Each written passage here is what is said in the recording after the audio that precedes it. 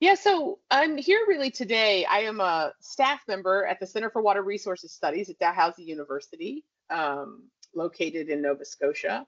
But I work closely with and really receive a lot of funding from the Atlantic First Nations Water Authority.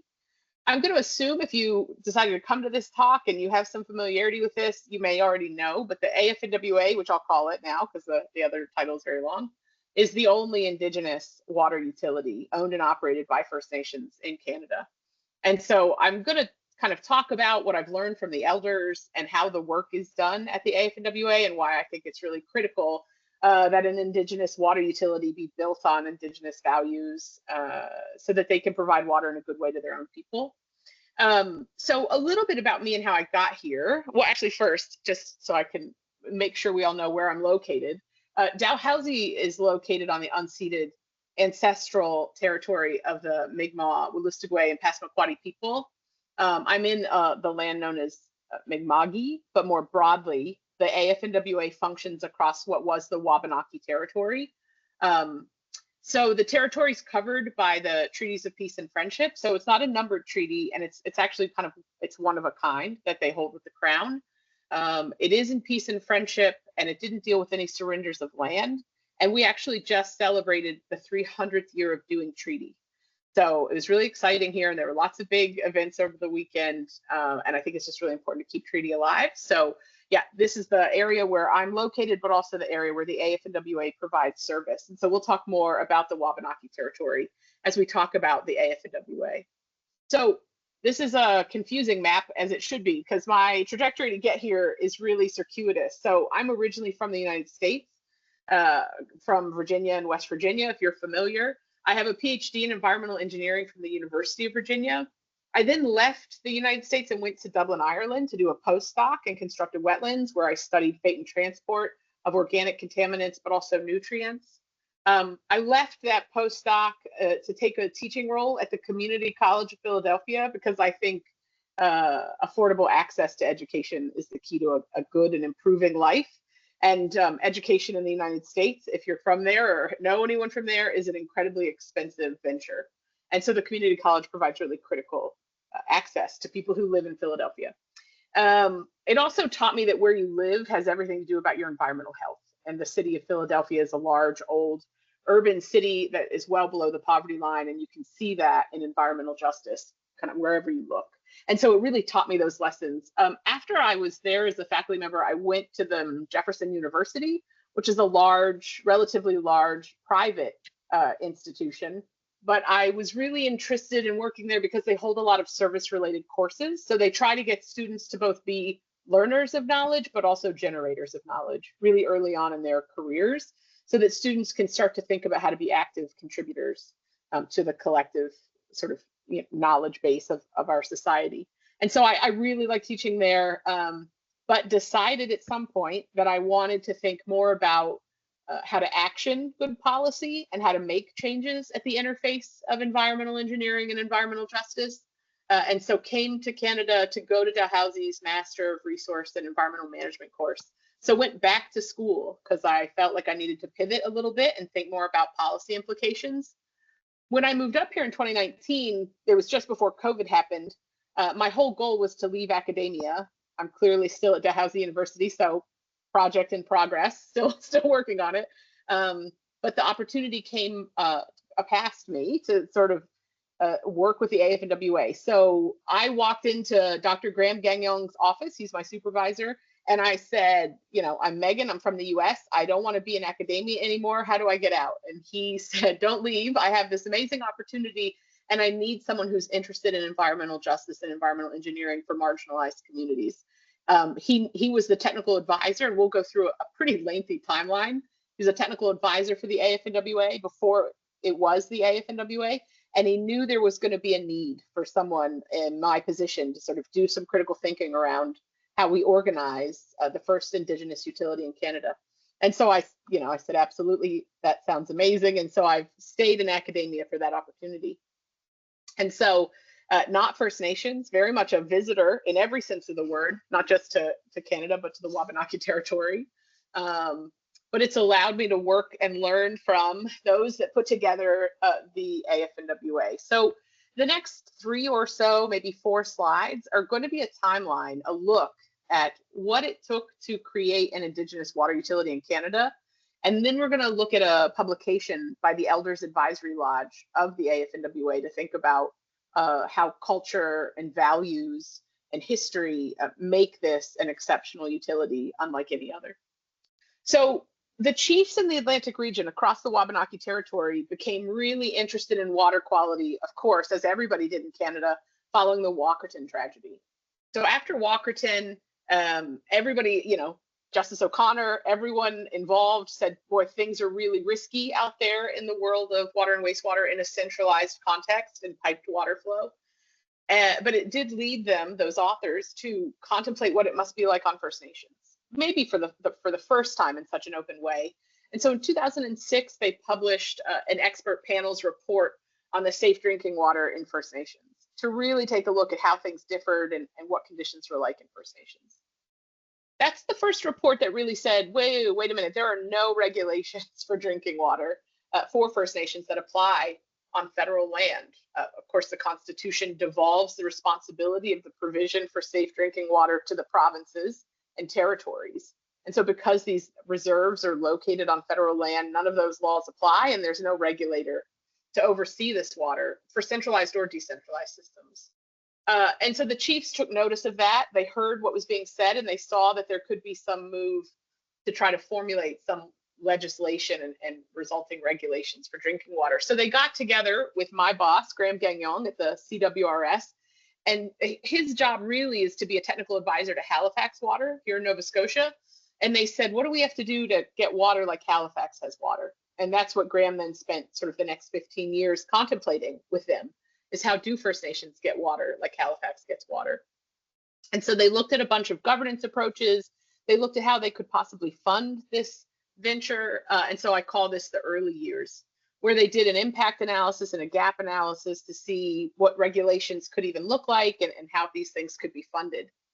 And so those were the early years. Of course, in 2013, although I should check like the average age of people on the call, because I feel like you all were probably very young in 2013, but it doesn't feel like that long ago to us. But in 2013, they passed a piece of federal legislation, the Safe Drinking Water for First Nations Act. It has since been repealed as a condition of a class action lawsuit agreement brought about by First Nations, who said this legislation isn't for us, it wasn't made by us, and it shouldn't apply to us. And so the class action agreement codified that, and they've repealed it. But nevertheless, this act existed, and so that prompted the chiefs in the Wabanaki Territory to put their heads together to make sure that they understood, if regulations came to pass, what would it mean for their water systems? What would it mean for how they fund them, and what kind of standards would have to be applied? That's where the CWRS really came in handy, because they understand water quality and treatment processes. And so they did a deep dive into a regulatory benchmark study that said, where are these systems now, and where would they have to be elevated to in order to meet any level of regulation? I'll say, and we'll talk about it when I get to a future slide, but when the AFNWA stood up, they stood up with their own set of regulations that they made because this act had been repealed, and not one of the First Nations in the AFNWA met the regulatory standards. So there's a huge gap between how the system should be run and designed and staffed and how they are. And those gaps are significant and have to be addressed. But so we started that gap analysis back in 2013. And so through a series of reports, really gave the chiefs the power to make their own decisions, so they understood the condition of their systems and what it would take to run them in a good way. So those were the planning years where the chiefs got together and figured out a model to make this utility exist. In 2020, they finally got the federal government to believe them that they were capable of running an Indigenous water utility. So for the first several years, they were sending these reports forward to Indigenous Services Canada. They were saying that they wanted to discuss alternative governance and funding mechanisms, and the federal government just put them on a shelf and really didn't respond in any way. But we know that in 2015, the Trudeau administration really looked to those long-term boil water advisories as an issue that he wanted to address. And so it gave a bit more of an appetite in Indigenous Services Canada, what became Indigenous Services Canada from INAC, sort of an appetite to think about what could possibly be done. So in 2020, the federal government signed a transfer framework agreement that said we will give you funding so that you and the federal government and the AFNWA, such as it was, could begin to think about how to actually build a framework for this mechanism to work. And so in 2018, the AFNWA incorporated as a not-for-profit. There is no other legal way for an Indigenous water utility to exist. So in Halifax Water exists because there's the Halifax Water Act passed by the provincial legislature that creates the governing environment for a municipal utility. There's nothing like that in First Nations, and so they had to become a nonprofit. But it allowed them to be a legal entity that could hold bank accounts and sign contracts, and so that's what they did to gain some legitimacy. And so through the framework agreement, this is when the federal government said, yeah, you can be a utility if you tell us how you're going to be a utility. And the AFNWA said to the federal government, we're not going to be a utility without standards. So if you all can't help us make regulations, we're going to make our own. And so they understood the importance of setting water quality standards, treatment design standards, how deep should their well casings be. None of these rules exist or apply for First Nations. And so the AFNWA decided to make those for themselves. So that's where I really came in. In 2019, when I joined this effort, and then into 2020, I sat down with jurisdictions, Indigenous and otherwise, and really talked through what some water governance mechanisms might look like and what standards might look like. Sometimes I'll warn you, call these standards regulations. They are, of course, not that in a legal sense of the word, because there is still no legislation. So they act like regulations. They're de facto regulations. Sometimes I call them standards or compliance standards, but it's the spirit of what a regulation would look like in a non-Indigenous context.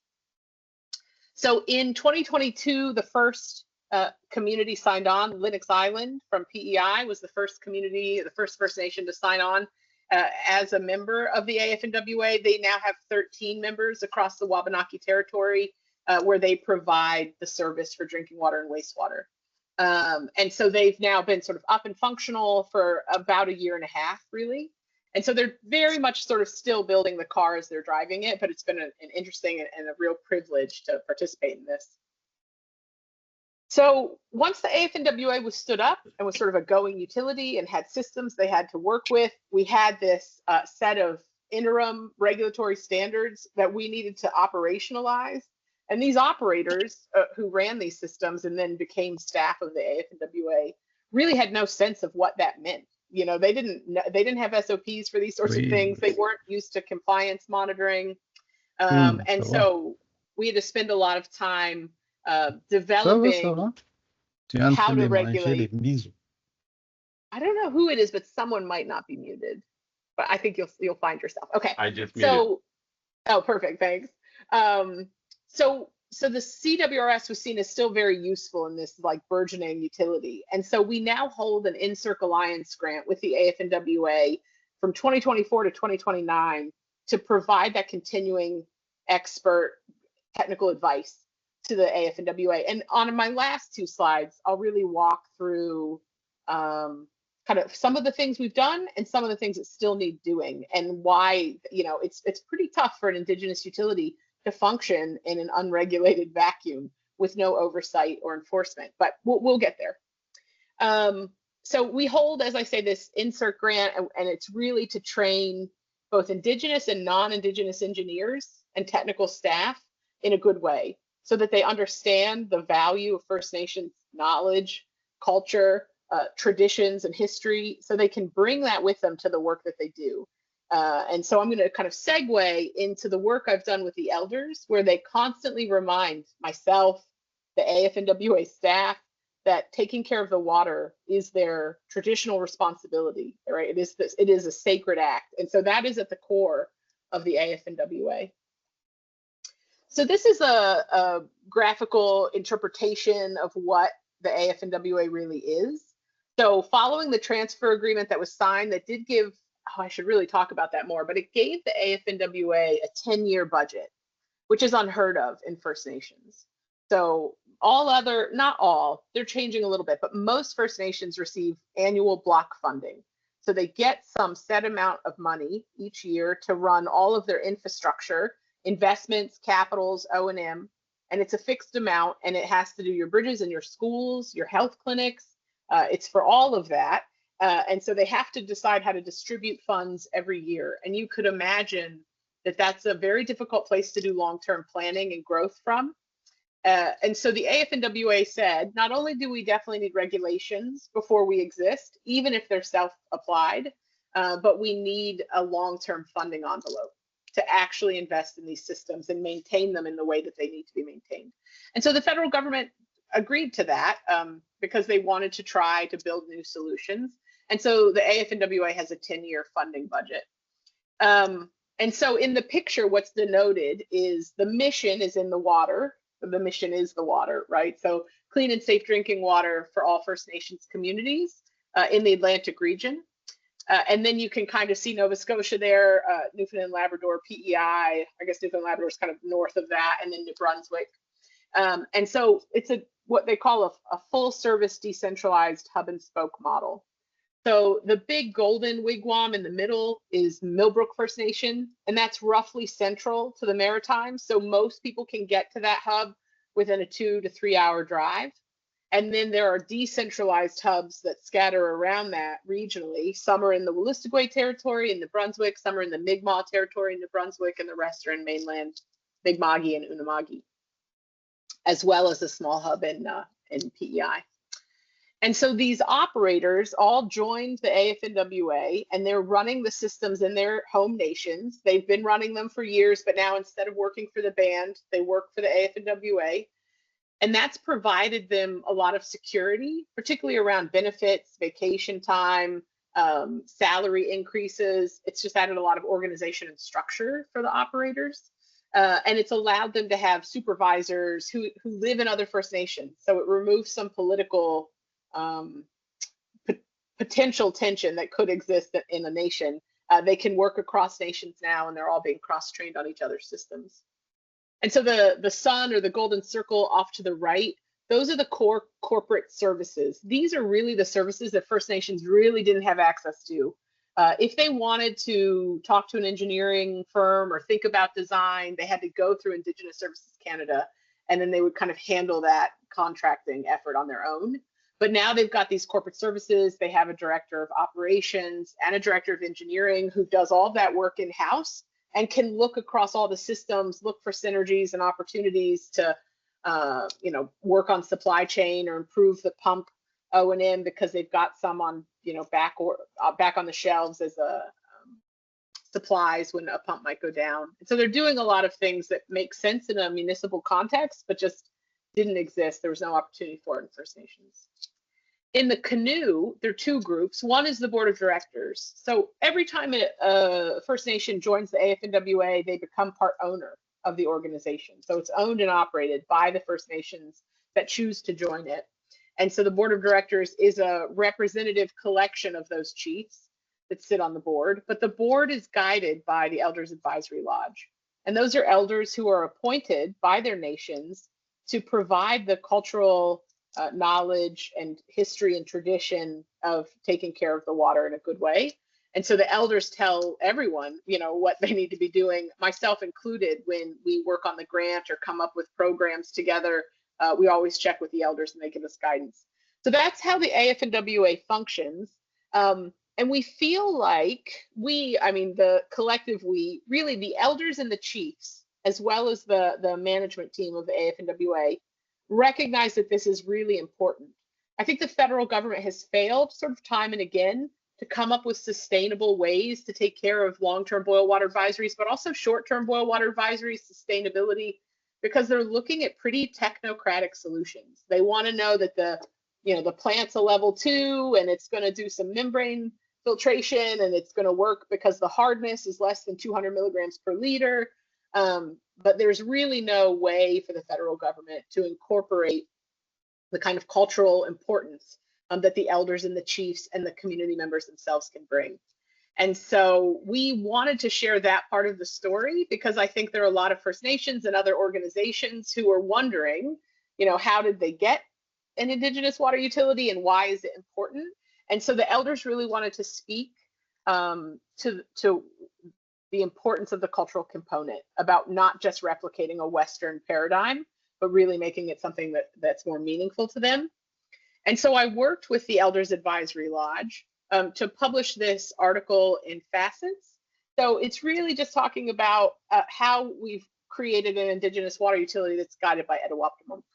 And so these are pretty wordy slides, but it's because it's the words of the elders who aren't able to be here with me today.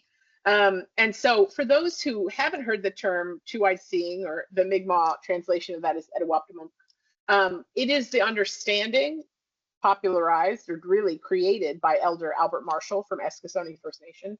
It's the recognition that you can get further, you can do better work using both eyes, so both Indigenous knowledge and knowledge systems and ways of knowing, and Western knowledge and Western systems and ways of knowing. If you can find a way to honor both of those, then you're going to have richer solutions, not just for First Nations, but also for non-Indigenous populations. And so Ken Francis is an elder from El Sabuktuk First Nation who is fluent and really a linguist of the Mi'kmaq language. And so the first part of Etowoptimum, he says, is ETOI, and it's a prefix that means equal. And when he was telling us about what it meant to him, he said it could mean that you're ambidextrous, but he also means that you could be sitting with your partner on the bank of a river, and you could be looking out over things and seeing different elements, but it's your partner and you respect what they see. Like if they say, oh, look at that bird, and you hadn't seen the bird, then you recognize the bird because your partner saw it, and you honor what they see. And so you're equal in how you perceive things. And I think those kinds of explanations around the importance of language are vital to bringing in the culture and the way that they know and see the world. So this is the article that we're just going to walk through a few more quotes that I think are really important for any engineer that wants to work with First Nations, but also I think anyone who's just thinking about how to be inclusive of other people's points of views and other people's value systems. So again, this concept of Etowoptimum, we sit with the chair of the Elders Advisory Lodge. Her name's Matilda Knockwood Snake. She's from Lennox Island First Nation. And we would always sit down with the Western engineers, myself included, and we would have these conversations.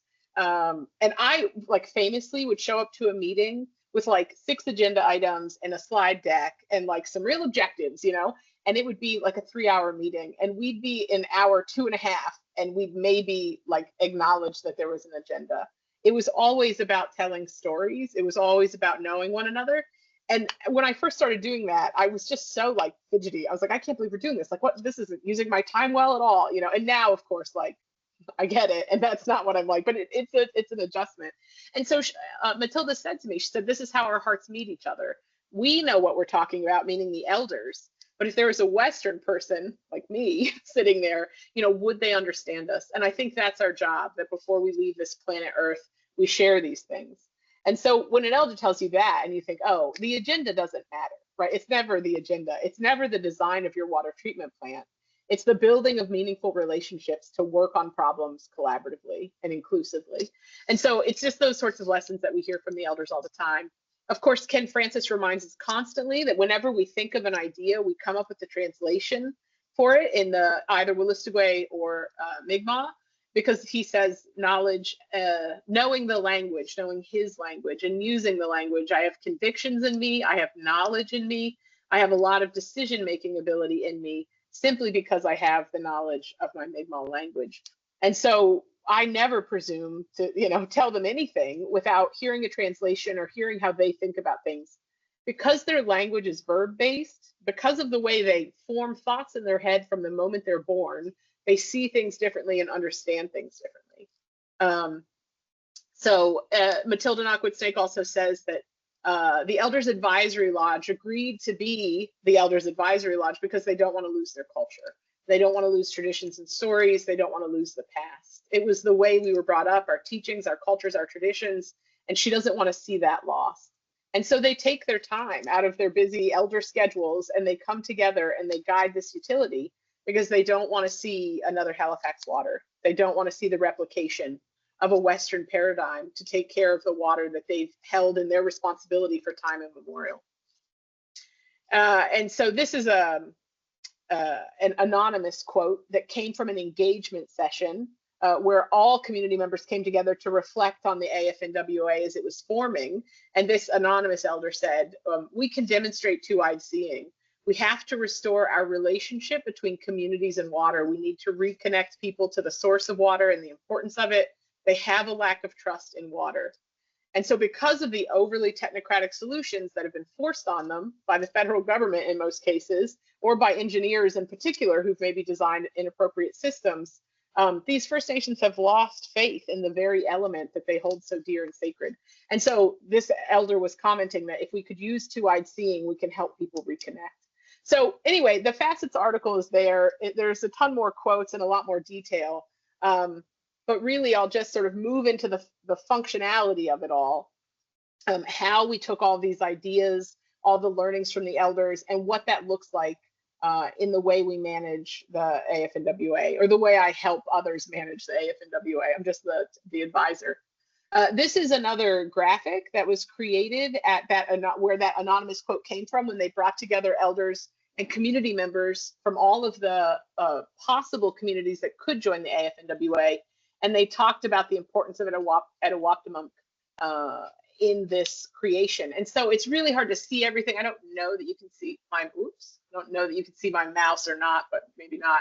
But up around the board of directors in the center upper part, the Elders Advisory Lodge was conceived of at this listening session or engagement session. And you can see the elders are holding the board of directors in their arms because it's them bringing the support to the board of directors.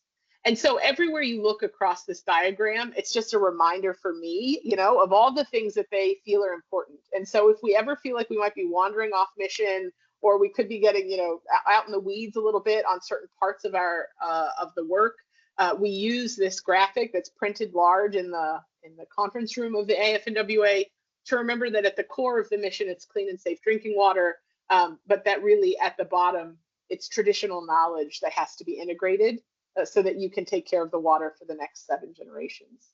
So we won't kind of delve too far into this, but I'm sure I could share this slide deck if others wanted to take more time to look at this image. So just to maybe move in a little bit of detail towards the importance in the chief's minds, right, in the AFNWA's minds around regulations. They understood their mission to be clean, safe water for all Atlantic First Nations. Across the top of this slide, it says safety and protection, and it says Imsit Nogama. So when the First Nations say they want clean and safe water for all of Atlantic Canada, it means something different. Like if Halifax Water says I want all, you know, clean water for all of Halifax, we know that they mean mostly the people, you know. But in First Nations context, when they say they want clean and safe water for all of Atlantic Canada, and then they say Imsit Nogama, that means all my relations. It means the two-legged, the winged, the four-legged, the bugs, the soil, the trees. They think of clean water and safe water being for all relations. And so we have to remind ourselves of that, you know, as I start drawing up possible regulations that might tell them how to keep their water clean. They want a more broad perspective than what you might contemplate for a municipal provincial context. They wanted to have standards selected and agreed upon because they knew that it was the easiest way to reach an acceptable level of treatment.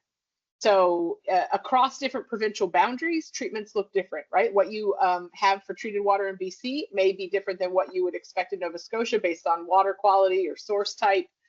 So the provinces take those guidelines from Health Canada and they apply them in different ways. But the chiefs were really clear that it didn't matter if it was a Wolastoqey community in New Brunswick or a Mi'kmaq community in Unama'ki, they wanted to have the same set of standards that cross those boundaries. Even that was a little bit hard for Indigenous Services Canada to contemplate, but you know, we got there in the end. And so they got to weigh in on what acceptable treatment processes look like, what monitoring practices made them feel like they would have confidence in their water.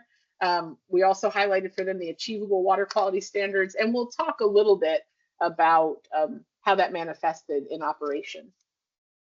And so what came of this act of coming up with these regulations is what is in a very long title called the Drinking Water Regulatory Guidance and Compliance Standards. So we use the term regulatory, but we made it regulatory guidance. Perhaps this would guide the formation of regulations at some point. Of course, those familiar, Bill C-61 was nearly, well, it was tabled, but it didn't pass because then they prorogued the parliament and that was scrapped. But there is work going on to try to come up with regulations for First Nations, and the AFNWA made this particular set of regulations with us at the CWRS in anticipation that would one day come to pass. And so you can see here that there are really regulations for everything from source to tap. We don't have to go, well, we won't go into all of these because we don't have time, but it was important that the AFNWA sat down and they set requirements for source water withdrawal, source water protection, receiving water protection. And so you could see that there are, 9 or 10 sections here that go into great detail about how often they have to monitor, what they have to monitor for, where they need to monitor. And I said at the top of the talk, when the First Nations all came on board to the AFNWA, not one of them was compliant with this set of regulatory guidance standards. They were not monitoring turbidity, they were not monitoring chlorine residual out of reservoirs. There were just all kinds of gaps that were the result of Indigenous Services Canada not providing funding for the kind of treatment and the kind of monitoring you would expect in a provincial municipal context. Another layer to this is the idea that the First Nations and the AFNWA want to be proactive. They want to be preventive. So they borrowed from the World Health Organization's water safety planning framework, if you're familiar with that. And they said, we also want to understand our risks. We want to talk amongst ourselves, tell our stories, figure out where our risks are, where we feel vulnerable, or where our relations may feel vulnerable. And we want to take care of the water in a good way. And so they have this sort of internal standard of care that is built on the water safety planning paradigm. And they call it, in Mi'kmaq, they call it Najojimik Sumquan, which means we take care of the water in a good way. And so they took the World Health, and when I say they, the Elders Advisory Lodge with our team and a few AFNWA staff members took the general cycle of the water safety planning approach and built one around the Wabanaki worldview. And so they, it's sort of plan, do, act, like you'd see plan, do, act, check. But you assemble and you describe the problems, you identify where the risks are, you make a plan to mitigate or reduce some of those risks, and then you monitor how you're doing. And they did that because they wanted to make sure that they were thinking of the future and protecting future generations. Kind of about half an hour into this, so I'm going to make sure that I give myself some time to talk about how all of this has sort of played out in the last year and a half.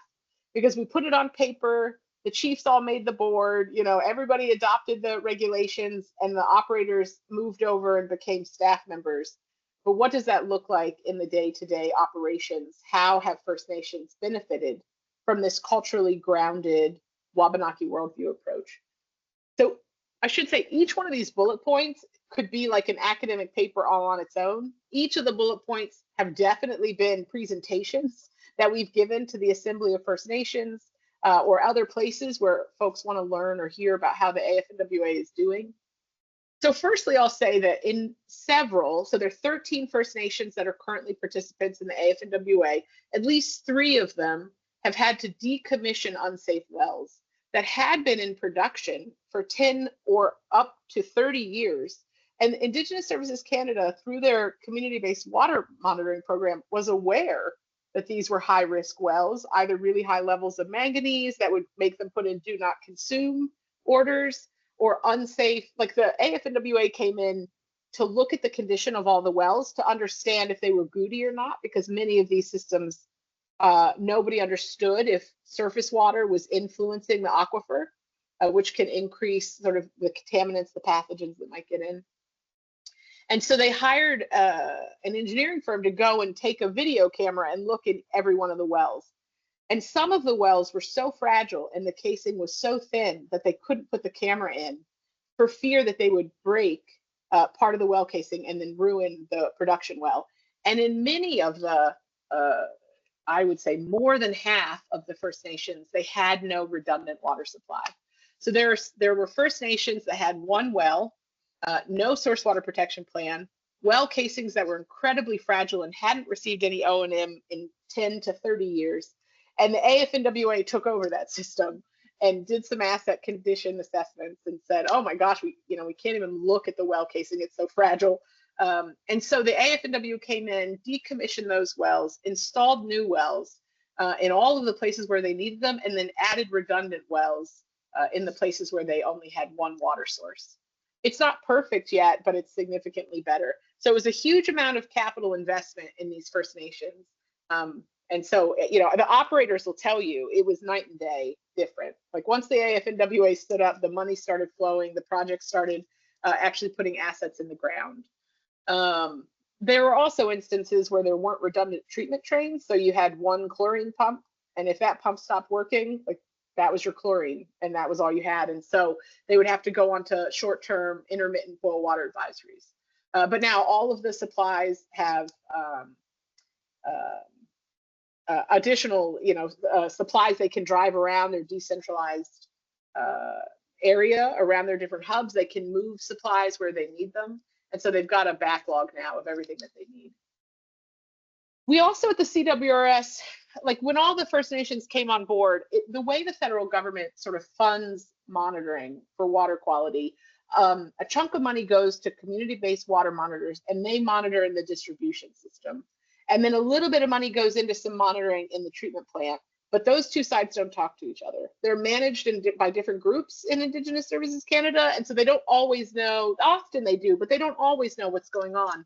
And so when the AFNWA took over, they asked us at the CWRS to take all of the design criteria and just confirm that under normal operating conditions, chlorine contact time was achieved. So that means that enough chlorine was being put in with enough time to have all of the pathogens successfully disinfected. I'll leave that there because we could go and get way nerdier about whether or not there were protozoa there, or if they needed UV or filtration. But for now, let's just imagine all we have to do is chlorinate the water, and we would see if there was enough contact time. And there were multiple First Nations that were either just barely at certain temperature ranges achieving appropriate chlorination, but there was one First Nation that wasn't even close. They were orders of magnitude away from receiving adequate chlorination in their system.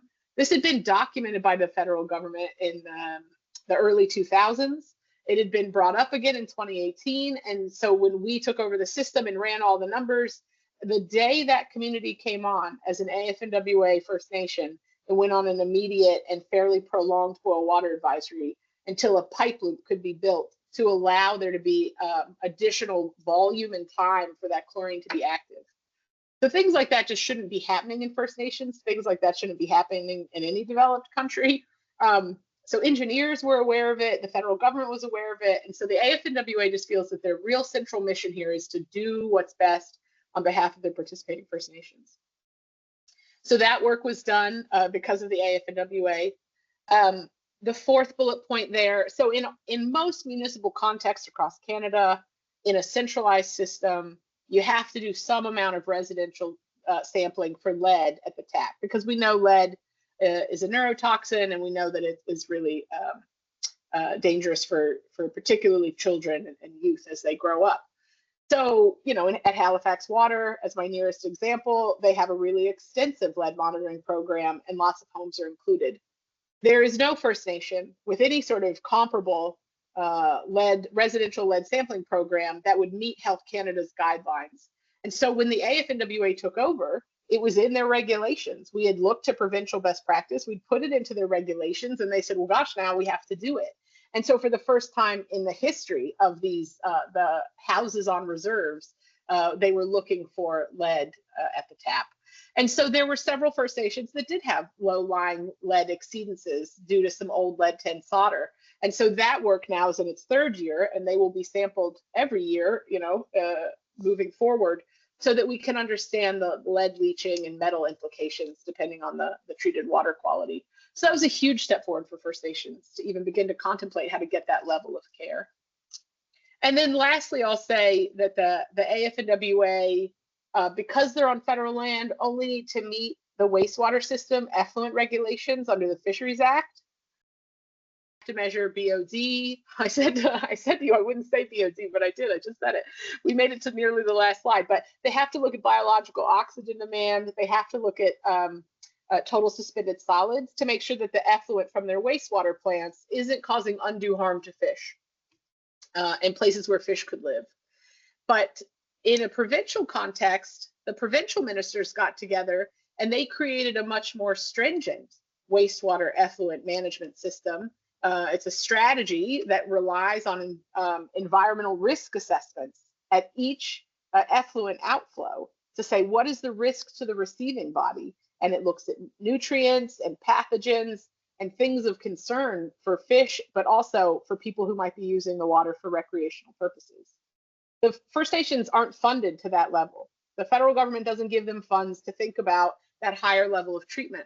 But the AFNWA, because the elders said their job is to take care of the water, they've moved forward and prioritized applying this ERA, or this environmental risk assessment approach, to making sure that they're providing clean, treated wastewater back into the receiving bodies.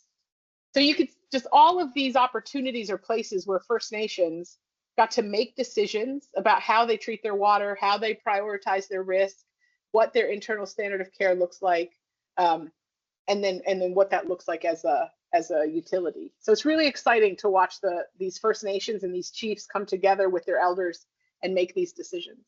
So to wrap up really quickly, I just want to say everything we just talked about were centralized systems. So these in First Nations are what you may call the good systems, right? You've invested and you have a treatment plant, you have piped water and wastewater collection, and so that's really sort of the best outcome. But none of this talks about the decentralized drinking water or wastewater systems. So in First Nations, when you hear things like, oh, there are 30 long-term boil water advisories in First Nations, that's only in First Nations where those boil water advisories are tracked, and that's only in central systems. 30% of homes in First Nations do not receive centralized water services. And it's really interesting because there's a pretty even divide. 13% of First Nations homes are on individual wells. So those are called individual systems, but they're all some kind of groundwater well. And then 14% of the homes are on trucked water. So an hour outside of Saskatoon, where everybody has centralized water and it's of high quality, an hour outside of that, there are First Nations where hundreds of homes receive their water delivered by a truck. There are a variety of reasons why that is, but I'll say that the only reason why I know about these decentralized system gaps is because the AFNWA, as a utility for centralized services, said, what do we do for our people who are on individual wells? There are about 400 people across the AFNWA First Nations that are on an individual well. And the federal government said, well, we don't care what you do. We don't give them money anyway. They're not funded. They receive no federal funds if they're on a decentralized system.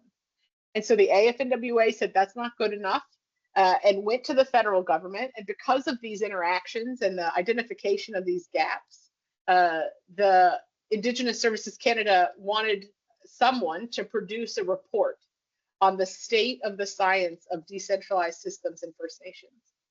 So they went around and asked quite a few people if they would be willing to write this report, people who are more prepared to do it than I am or was, and everybody said no, because it's a lot of work. And there are over 600 First Nations, and there are a huge number of people on these wells and truck systems. It's a really tough thing to wrap your head around. But so when no one really took up the request, the AFNWA Board of Directors asked my group at the CWRS if we would contemplate contributing to this report. And so I think November the 3rd, we're going to release the report that we've been working for 2 years on to deal with the gaps that exist in the funding and the maintenance of these decentralized systems. So I'll just say that in those individual wells and cistern systems, there is really no routine monitoring of water quality at all.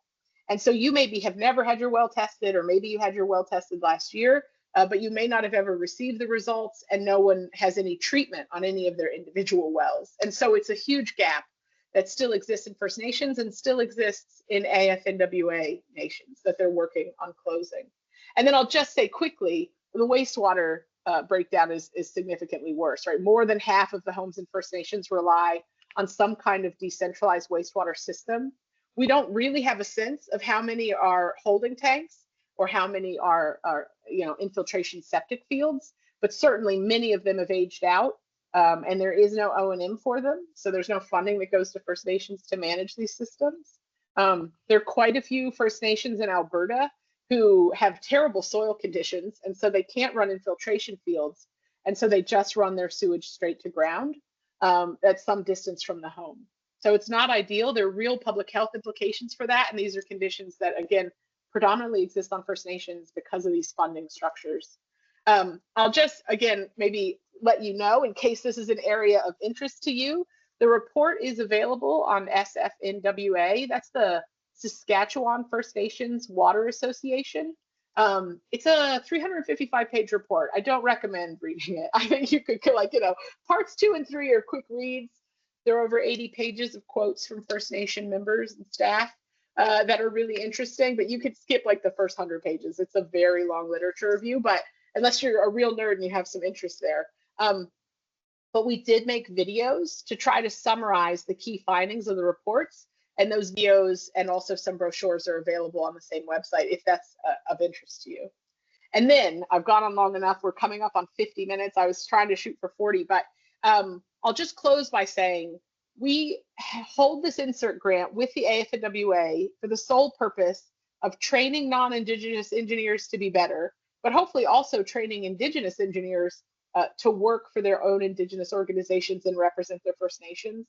So over the remaining 3-ish years of the grant, we have positions, paid positions for 5 master's students that could work on wastewater treatment and monitoring. We have a role for a postdoc that could be filled. We have funding for a postdoctoral fellow.